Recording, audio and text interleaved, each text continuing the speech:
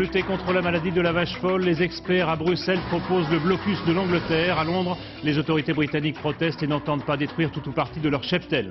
Les réquisitions du parquet contre Bernard Tapie dans l'affaire Testu, la succession de Valéry Giscard d'Estaing à la tête de l'UDF. L'ancien président de la République sera notre invité dans ce journal. La polémique sur l'affaire des Maliens à Paris et le 5e mariage de Johnny Hallyday. Voilà les titres. Madame, Monsieur, bonsoir. Pour lutter contre la maladie de la vache folle, Bruxelles préconise donc la poursuite du blocus de l'Angleterre. C'est l'avis rendu tout à l'heure par le comité vétérinaire permanent et qui servira de base à la décision de la Commission européenne. Nous allons tout de suite rejoindre Christian-Marie Monod qui se trouve à Bruxelles. Christian-Marie. Oui, effectivement, la conférence de presse du commissaire chargé de l'agriculture, M. Fischler, n'est pas terminée, mais il a donné quelques indications. La Grande-Bretagne est ce soir isolée. Il y a un cordon sanitaire autour de cette île. Il n'est plus question d'exporter de viande bovine. Il y a donc aussi les bœufs, les vaches et également les veaux, à direction des pays européens, mais également des pays tiers. Alors, à la question, est-ce que cela signifie abattage? La réponse de M. Fischler est claire. Nous isolons la Grande-Bretagne et nous lui demandons de prendre des mesures très précises et très draconiennes. Sinon, effectivement, nous aurons d'autres séries de mesures à annoncer.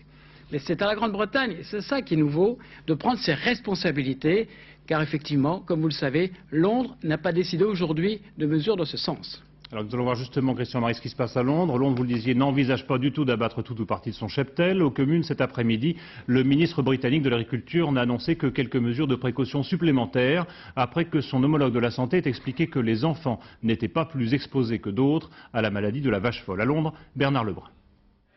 Surprise, l'homme qui a mis le feu aux poudres la semaine dernière a décidé aujourd'hui de jouer le pompier de service. Dangereuse mardi, la viande de bœuf serait finalement jugée inoffensive le lundi d'après. Et Stephen Dorrell, ministre de la Santé, puisque c'est de lui qu'il s'agit de dire et de répéter, ce n'est pas moi qui l'affirme, je ne suis qu'un homme politique qui vous communique les résultats d'experts scientifiques. Le refrain est connu, responsable mais pas coupable. Les experts en question, les voici. Réunis en conclave durant 40 heures pendant le week-end, à l'abri de tous les regards, ils ont livré leur verdict ce matin à Downing Street, résidence du Premier ministre. Et l'arroseur arrosé de remonter à la tribune pour affirmer qu'il n'y a pas plus de danger pour les adultes que pour les enfants et qu'en conséquence... À la lumière des études scientifiques, il n'y a clairement aucune raison pour que le gouvernement demande aux autorités locales de retirer la viande de bœuf du menu des cantines scolaires. Bref, retour à la case départ, et cela fait 10 ans que cela dure en Grande-Bretagne sur cette question. Mais après avoir semé la frayeur au travers le monde mardi, avec une possible relation entre la maladie dite de la vache folle et l'atrophie du cerveau ayant entraîné la mort de 55 personnes en Grande-Bretagne, froidement, le ministre de l'Agriculture, le non moins célèbre Douglas Hogg, se permet d'annoncer ce soir qu'il n'y aura pas de programme d'abattage massif de bovins en réponse à la crise. Fin de citation. C'est ce qui s'appelle souffler le chaud et le froid, jouer au yo-yo avec l'opinion publique, mais le yo-yo pourrait se transformer en un très dangereux boomerang pour son propre lanceur. Comment expliquer cette véritable volte-face du gouvernement qui s'apprêtait encore ce matin à sacrifier 4 millions de bêtes à cornes sur l'autel du commerce? La réponse est ce soir à la une de ce journal, pas un penny de l'Europe en compensation. Conséquence, il n'est plus du tout question d'abattage massif à Londres ce soir. Les contrôles aux frontières et dans les ports se poursuivent, comme à Calais. Vous allez le voir, le point le plus important de passage de la viande anglaise vers l'Europe. Cette nuit, 4 camions transportant de la viande ont été refoulés. Depuis, plus rien. Tous les camions frigorifiques sont systématiquement inspectés. Philippe Vasseur, le ministre français de l'Agriculture, veut mettre en place très rapidement un dispositif d'identification de la viande et de son origine, ce qui, curieusement, n'existait pas jusqu'à présent. Explication, Jean-Yves Perrin et Philippe Dumail. Dès l'entrée du magasin, ce boucher parisien annonce la couleur. C'est qu'il faut promouvoir son étal. Le week-end dernier n'a pas été fameux pour la viande de bœuf. Alors, il faut rassurer. Les gens nous posent beaucoup de questions, savoir l'origine, savoir d'où elle vient, comment ils ont mangé, d'où elles viennent, quoi, surtout. Même son de cloche dans les grandes surfaces. Depuis quelques mois, elles identifient les viandes haut de gamme. Aujourd'hui, au magasin Auchan de Strasbourg, toutes les viandes affichent leur origine. Et chez Carrefour, on va jusqu'à faire déguster, histoire de faire savoir qu'on contrôle toute la filière, le bœuf est normand, donc furieusement français. Mais comment être sûr à 100% de l'origine de ce bœuf? Sur ce cachet, F c'est France, 79 les Deux-Sèvres, Mais il indique le lieu d'abattage. Pour le lieu d'élevage, un seul document, le certificat qui suit l'animal de la ferme à l'état. À Rungis, c'est toujours un peu... ça traîne un peu les pieds pour avoir un certificat. Alors, moi, personnellement, j'en ai ou j'en ai pas. S'il est là, je le prends. S'il est là, bon, sur cette bête-là, je l'ai pas, vous voyez. Et vous êtes sûr qu'elle est française? Je suis sûr, de toute manière. À quoi vous le voyez? À sa conformité, à sa qualité. Moi, j'ai 40 ans d'exercice, vous savez, j'ai commencé par le pâturage, l'abattoir. Les bêtes, vous ne vendrez pas une bête étrangère pour une bête française. Mais comme l'œil et l'expérience ne suffisent pas toujours, les professionnels voudraient bien rendre obligatoires ces certificats d'origine et les contrôles qui vont avec. Cette décision ne peut être prise qu'à Bruxelles, à l'unanimité des 15 pays membres, sûrs que certains d'entre eux ne seront pas d'accord. En plus de la viande de bœuf, qu'en est-il des produits dérivés? Il faut savoir que le bœuf est présent sous forme de protéines ou de graisses dans beaucoup d'autres produits, sans parler du lait. Quels sont alors les risques? Réponse de Sébastien Vibert et Christophe Hérault. Qui dit vache et bœuf ne dit pas uniquement steak ou hamburger. Il existe de nombreux produits dérivés fabriqués à partir de viande bovine. La graisse, la gélatine entrent par exemple dans la fabrication de gâteaux, biscuits ou bonbons. Même chose dans l'industrie pharmaceutique et pour certaines crèmes de beauté qui contiennent des protéines animales. La viande de bœuf se trouve aussi dans certains plats cuisinés, sans oublier le lait, produit de grande consommation par excellence. Existe-t-il un risque de voir tous ces produits dérivés transmettre le virus ? Alors il n'a jamais été montré que le lait était potentiellement dangereux. Et en ce qui concerne en fait les produits d'origine bovine qui sont dans notre assiette, seuls les abats, c'est-à-dire le riz de veau, la cervelle, peuvent se révéler dangereux si l'animal est contaminé. Mais en ce qui concerne la viande, entre nous, je donne de la viande à mes enfants, même si elle était d'origine anglaise. En France, les produits dérivés fabriqués à partir des tissus des amygdales, intestins, rate, mais aussi du système nerveux, moelle épinière et cerveau, sont interdits à la vente par décret depuis 1992. C'est en France que les précautions les plus sévères ont été prises dans ce domaine. Une sévérité d'ailleurs renforcée, la récente décision du gouvernement d'interdire toute importation de viande bovine en provenance de Grande-Bretagne s'étend aussi aux produits dérivés qui ne sont pas fabriqués à partir d'abats. Le lait, lui, ne fait l'objet d'aucune interdiction. Toutes les expériences médicales ont à ce jour démontré qu'il ne transmettait pas le virus de la vache folle.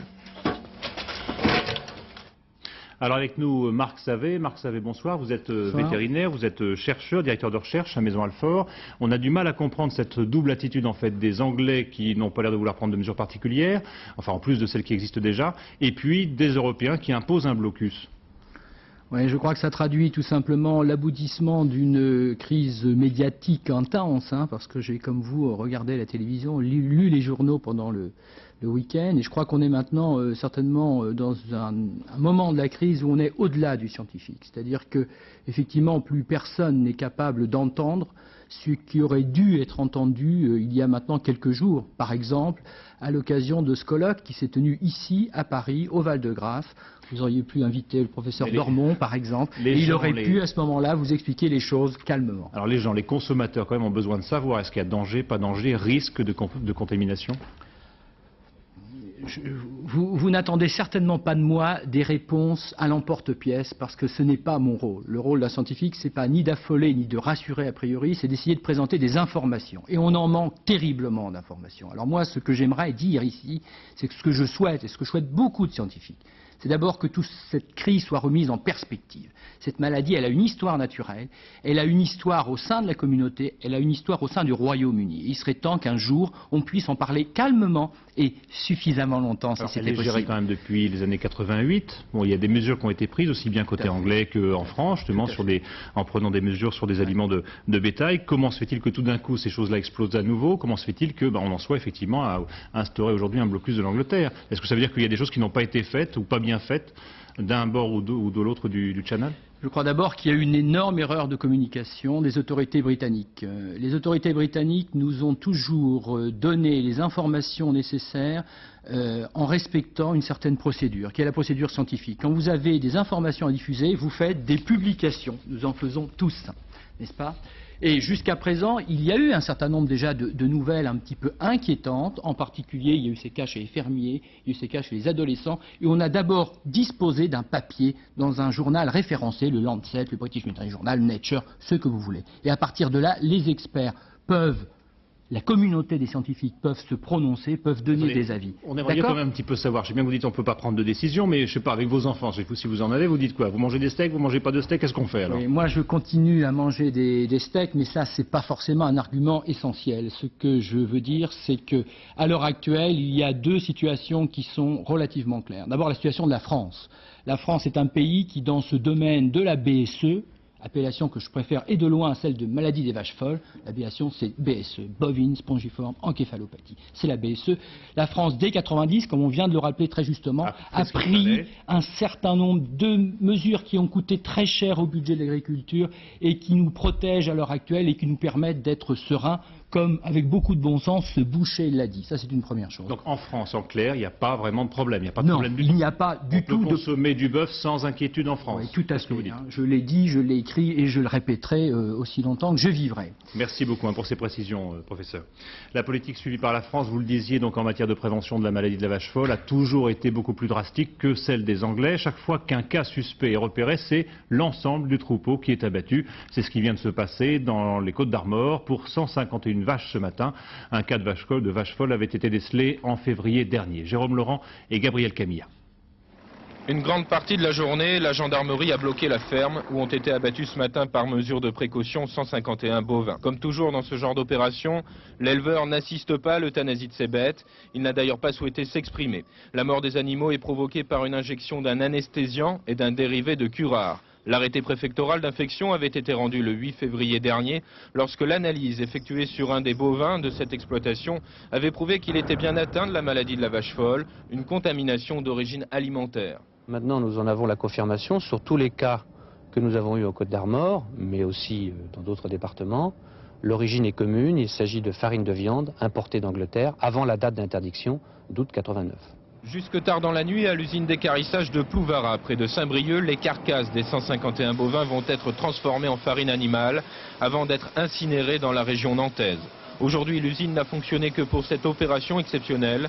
Elle ne reprendra son activité normale qu'après avoir été entièrement désinfectée.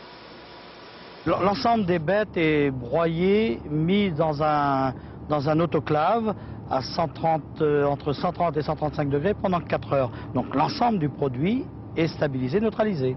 Ensuite, il va être incinéré. Ensuite, il est repris par les services vétérinaires qui l'envoient dans un centre d'incinération où là, il est totalement détruit. 3 cas de vaches folles ont été signalés depuis le début de l'année en Bretagne, dont 2 dans les Côtes-d'Armor. Dans ce département, un autre cheptel sera abattu et incinéré lundi prochain. Le traité de Rarotonga vient d'être signé sur les îles Fidji, dans le Pacifique Sud. Traité de dénucléarisation, il interdit les armes nucléaires dans tout le Pacifique Sud. 2 mois après en avoir terminé avec ses essais nucléaires, la France a donc signé avec la Grande-Bretagne et les États-Unis. Gaston Floss, le président de la Polynésie française qui signait le traité, a annoncé le démantèlement du site nucléaire de Mururoa. Le plaidoyer de Jacques Chirac pour l'Europe. À la veille de la conférence intergouvernementale de Turin, le chef de l'État, dans une tribune au journal Libération, plaide pour un grand projet politique pour l'Europe. Il est temps, dit-il, de définir un véritable modèle social européen. Jeff Wittenberg et Véronique Saint-Olive.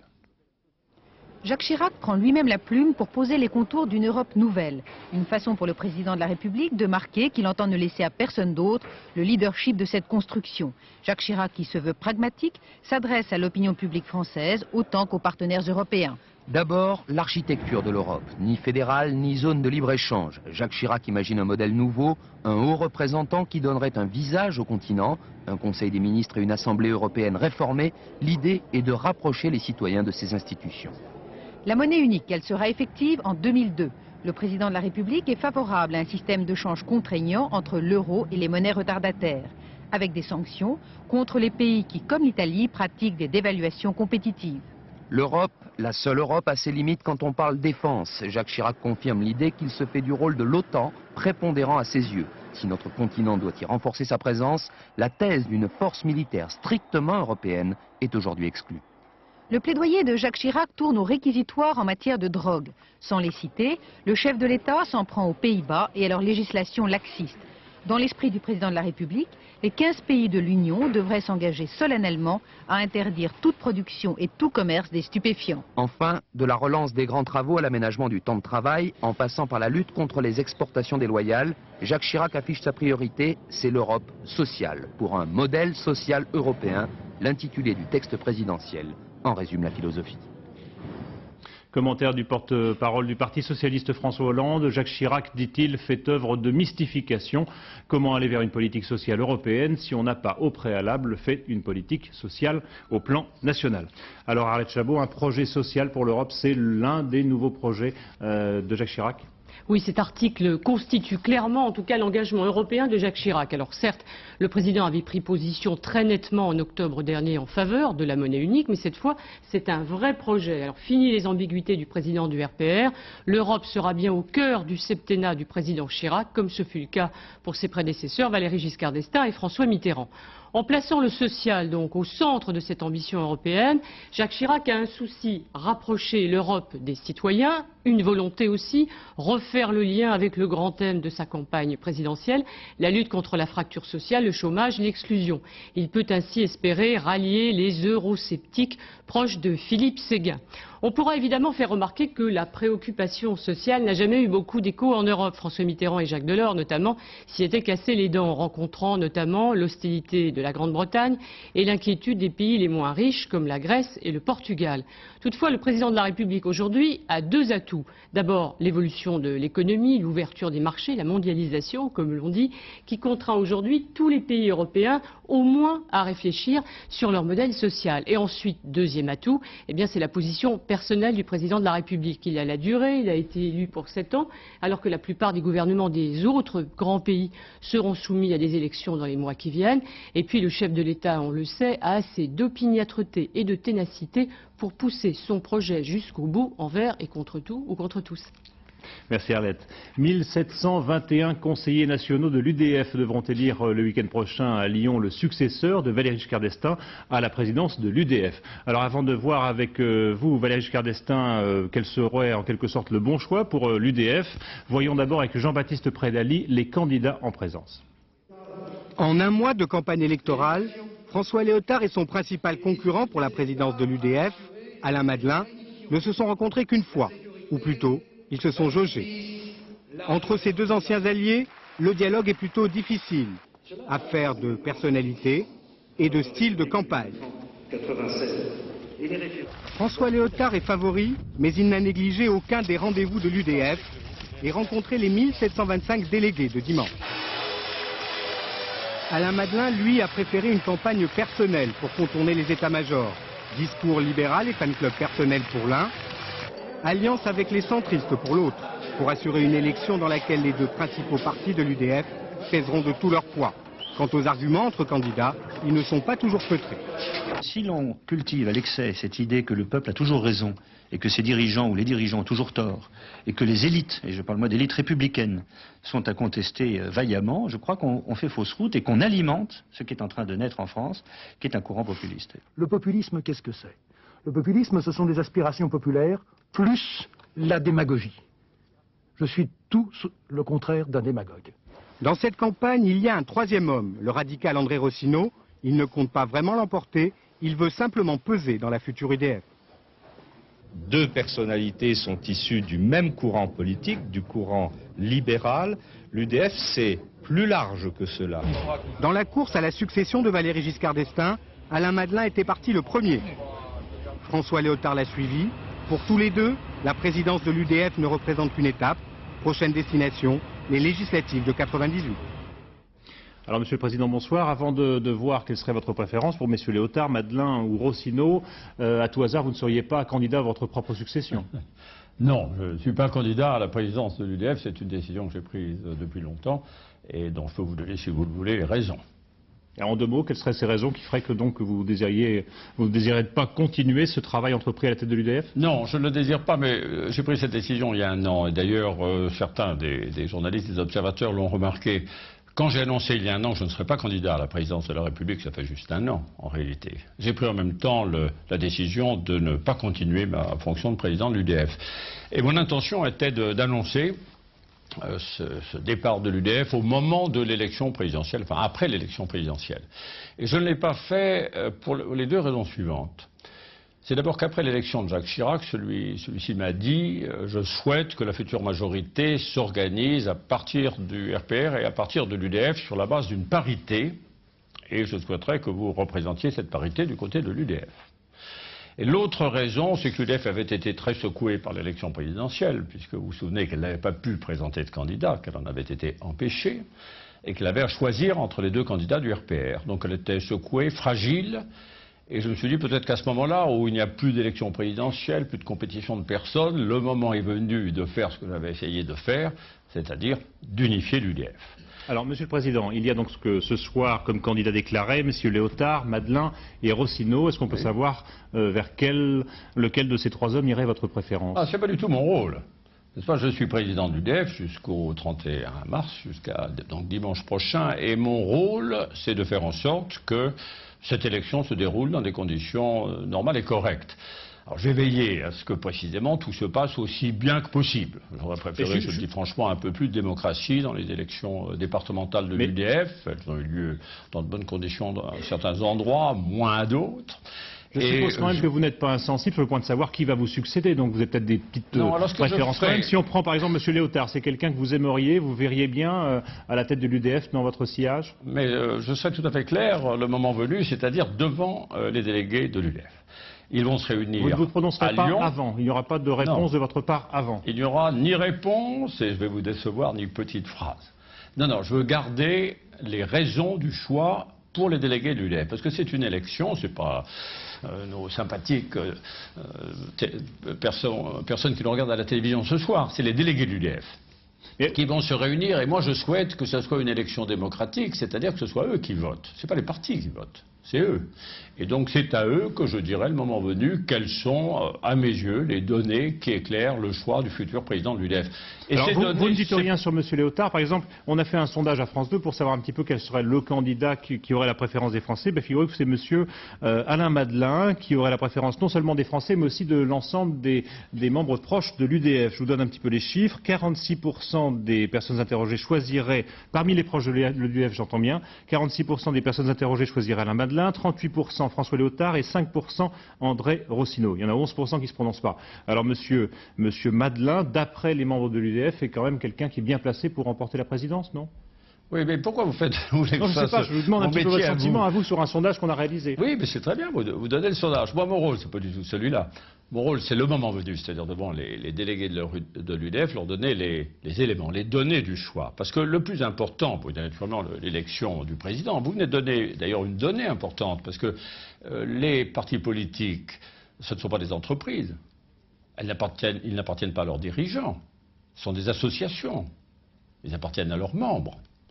Et donc, dans la vie politique, dans notre Constitution, on dit la même chose. Les partis politiques concourent à l'expression du suffrage, c'est-à-dire qu'ils concourent à exprimer la volonté de leurs membres. Donc, je vous avais donné certainement un élément important, naturellement. Il y en a d'autres. Mais la vraie question, c'est de savoir est-ce que la France a besoin de l'existence de l'UDF?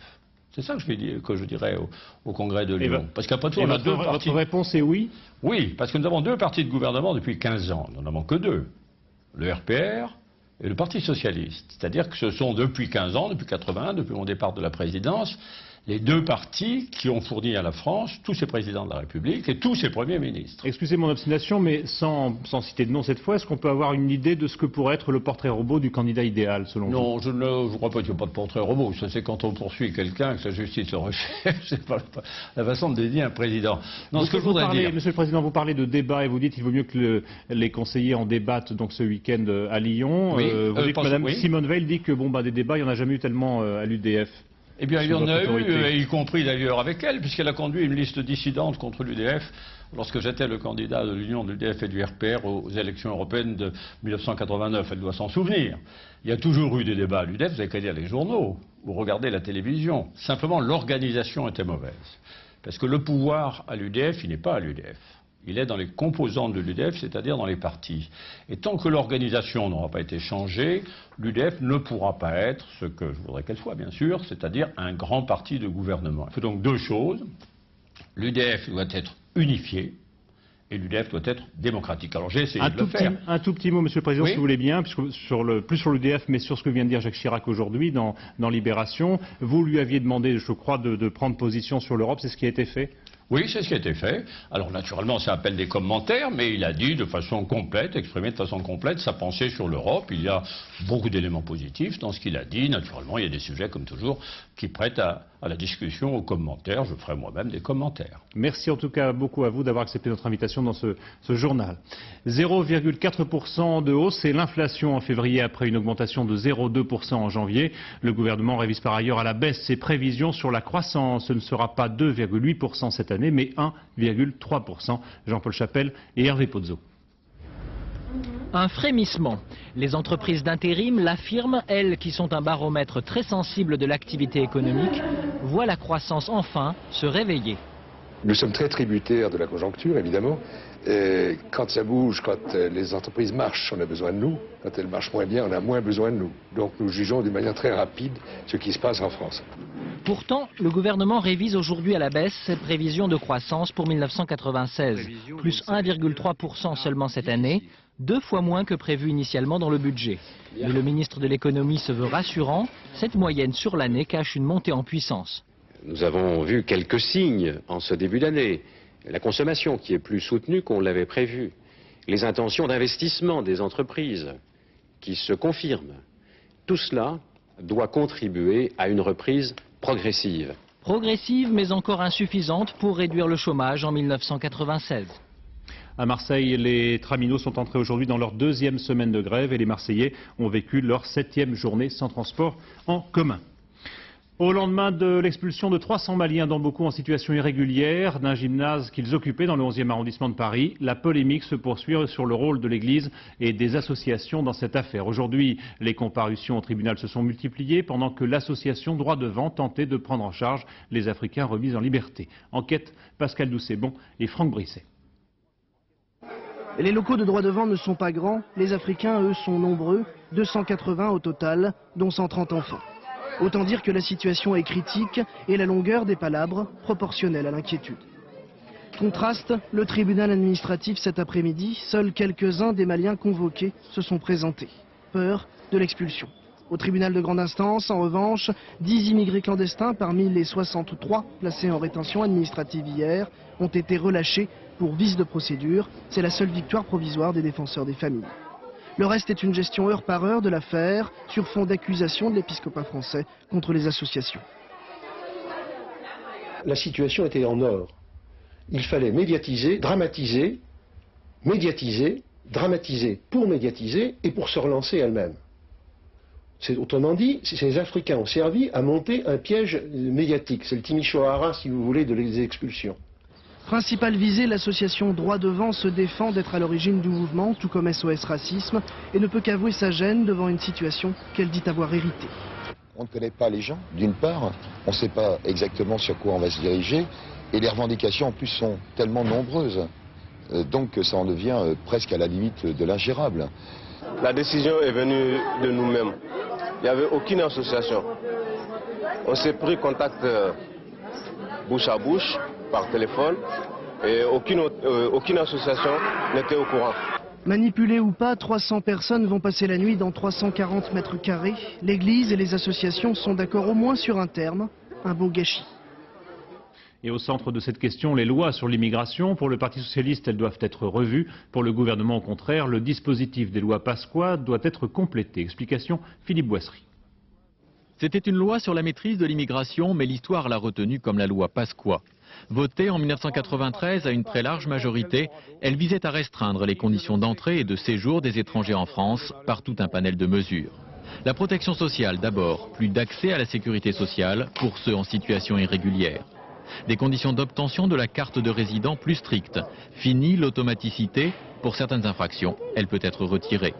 Obstacle aussi au mariage suspect. Le maire, par exemple, peut saisir le préfet s'il estime le mariage blanc.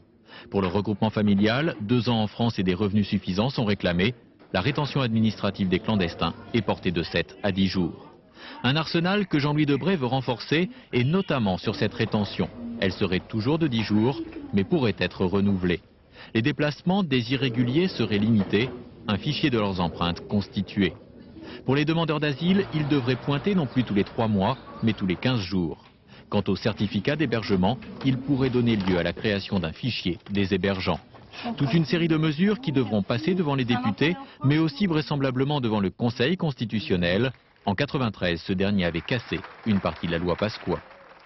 Et puis à propos du contrôle aux frontières de ce qu'il est convenu d'appeler l'espace Schengen, la France assouplit ses contrôles aux frontières avec l'Espagne et avec l'Allemagne. En revanche, elle les maintient avec les pays du Benelux pour des questions touchant, vous le savez, à la drogue. Le procès testueux à Béthune, le procureur vient de requérir 3 ans d'emprisonnement, dont 12 mois fermes contre Bernard Tapie. Nous retrouvons Dominique Verdaillan à Béthune.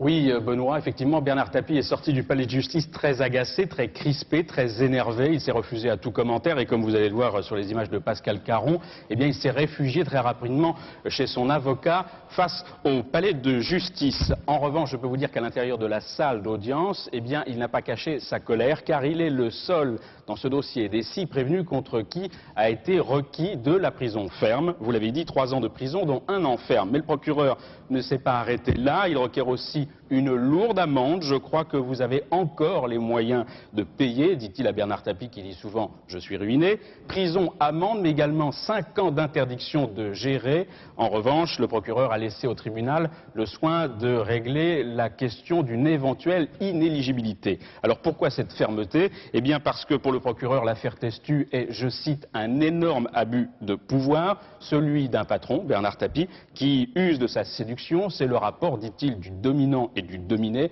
Bref, c'est le portrait d'un homme qui fait passer son intérêt avant celui des autres. Merci Dominique. Et toujours à propos de la justice, les Français estiment que leurs juges se prononcent de façon équitable et indépendante en général. C'est le résultat d'un sondage Ipsos réalisé pour France 2 à propos de l'affaire Emmanuelli, condamnée par la Cour d'appel de Rennes. 64% des Français ne se déclarent pas choqués. Ils sont 72% à considérer que la justice se montre aussi sévère à l'égard des partis de droite que des partis de gauche. Voilà les chiffres qui s'affichent sur ce sondage réalisé pour France 2 pour l'émission La France en direct consacrée ce soir aux juges, à leur pouvoir et à leur rapport au pouvoir. Ce sera sur France 2 à partir de 22h40. Le bilan de la sécurité routière, le nombre des tués sur les routes a légèrement baissé. Il y a eu 8412 morts. En revanche, c'est la sécurité des cyclistes qui s'est nettement dégradée l'an dernier. Luc Bazizin et Olivier Robert. Cet homme est lui aussi en danger de mort. Première victime sur la chaussée, les personnes âgées de plus de 65 ans. Elles ne représentent que 15% de la population, mais 40% des piétons tués. L'année dernière, 1027 d'entre eux ont ainsi trouvé la mort, soit une baisse de 8,8%. Diminution également du nombre des tués parmi les jeunes, moins 3%, et les motocyclistes, moins 4,4%. En revanche, la sécurité à vélo s'est dégradée. Le nombre de morts a augmenté de 16,5%. Mais les accidents mortels sont les plus nombreux avec les voitures ou les camions. L'an passé, 1276 automobilistes sont décédés dans des accidents les impliquant avec un poids lourd, soit une hausse de 2,1% sur l'ensemble de l'année. Les causes sont multiples, mais la sécurité routière rappelle que l'alcool est responsable dans plus de 40% des tués de la route. Pour savoir si vous pouvez prendre le volant sans danger, des tests d'alcoolémie sont en vente dans les grandes surfaces, les pharmacies, les bureaux de tabac et les stations-service. Après 2 verres, tout s'accélère. Quand on a 0,5 g, on diminue de moitié les réflexes et on peut aller jusqu'à 3 ou 4 fois moins de réflexes lorsqu'on a une prise d'alcool supérieure. En buvant, l'automobiliste doit se méfier car il y a autant d'alcool dans un ballon de rouge de 12 centilitres et demi que dans un verre de bière de 25 centilitres ou dans un petit apéritif. Et pour éliminer les 2 verres autorisés, il faut compter 3 heures, le temps que l'alcool soit totalement brûlé par le foie. Le billet vert est une valeur sûre. Aux États-Unis, quelle que soit la date d'émission d'$1 et quel que soit son état, la Banque fédérale vous le rembourse. Il y a même un service spécialisé dans la reconstitution et l'identification des billets abîmés. Philippe Gassot.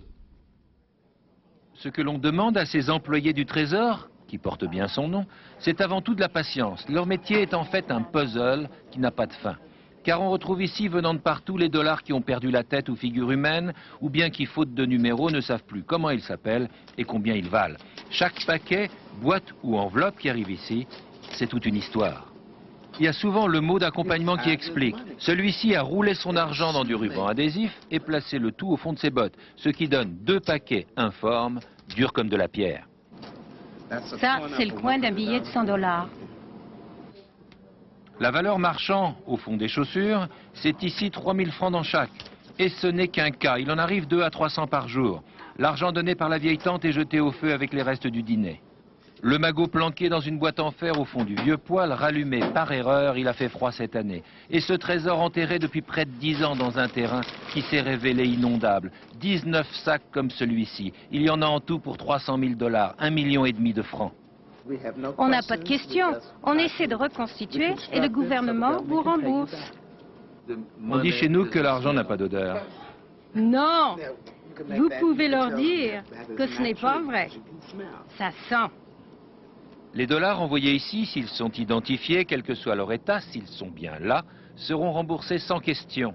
C'est ça, le prestige, le crédit du dollar américain. Ces employés du Trésor envoient de toutes les couleurs. Leur protection, des gants et des blouses en papier. La technique n'a rien de sophistiqué. Beaucoup d'habileté, du papier collant, une loupe, et c'est tout. Dernière affaire importante, une banque française a présenté une montagne de dollars détériorés. Le cas a demandé 7 mois de travail. Nous avons reçu récemment de grandes caisses de l'ambassade de France et nous avons remboursé plus de 2 millions de dollars abîmés à Paris par les inondations. Si vous possédez des dollars en mauvais état, vous pouvez les envoyer à Washington. Ils vous seront également remboursés et le service est gratuit. Johnny Hallyday, l'idole des jeunes, n'est pas resté abandonné très longtemps. Il a épousé en 5e noces Laetitia Boudou. Valérie Astruc. On attend Johnny, après on verra ce qu'on va faire. Après on ira peut-être boire un coup avec lui, mais pour l'instant on l'attend. Vous espérez boire un coup avec lui? Mais pourquoi pas? On faut toujours rêver dans la vie.